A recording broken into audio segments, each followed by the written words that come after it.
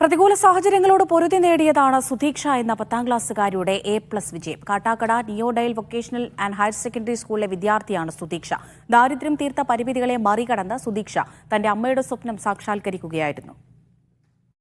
പൂവച്ചൽ പഞ്ചായത്തിലെ ചാമവിളയിലാണ് സുധീക്ഷയുടെ താമസം. 3 സെന്റിൽ ഒരൊറ്റമുറി വീട്. അമ്മ സുധയ്ക്കും അനുജൻ ഷാരോണിനുമൊപ്പം ആ മുറിയിലെ അരണ്ട വെളിച്ചത്തിലിരുന്നാണ് സുധീക്ഷ പഠിച്ചത്. 7 വർഷം മുമ്പ് ഭർത്താവ് ഉപേക്ഷിച്ചു പോയ സുധ തൊഴിലുറപ്പ് ജോലി ചെയ്തും വീട്ടുപണിയെടുത്തും മകളെ പഠിപ്പിക്കാൻ തന്നാലാവുന്നതൊക്കെ ചെയ്തു. പരീക്ഷാഫലം വന്നപ്പോൾ എല്ലാ പരിമിതികളെയും മറികടന്ന് സുധീക്ഷയ്ക്ക് ഫുൾ A+. വളരെ കഷ്ടപ്പെട്ടാണ് ഞാൻ 2 മക്കളെയും വളർത്തിയത്.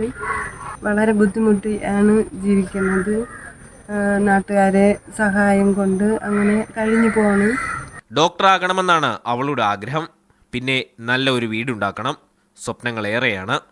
ഞാനും എൻ്റെ അനുജനും അമ്മയും അമ്മൂമ്മയും അടങ്ങുന്ന കുടുംബം ഞങ്ങൾ ഒരു ഷെഡിലാണ് താമസിക്കുന്നത്.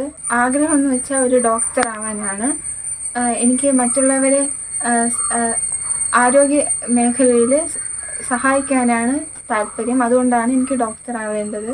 മറ്റൊരു പരിശീലനവും സുധീക്ഷയ്ക്കില്ല. അധ്യാപകർ പഠിപ്പിക്കുന്നതെല്ലാം അന്നന്ന് തന്നെ പഠിച്ചു തീർക്കും. സ്വപ്നങ്ങളെ കീഴ്പ്പെടുത്താൻ ദാരിദ്ര്യത്തിനാവില്ല എന്ന് പഠിപ്പിക്കുകയാണ് ഈ കൊച്ചു പെൺകുട്ടി. മീഡിയ 1 തിരുവനന്തപുരം.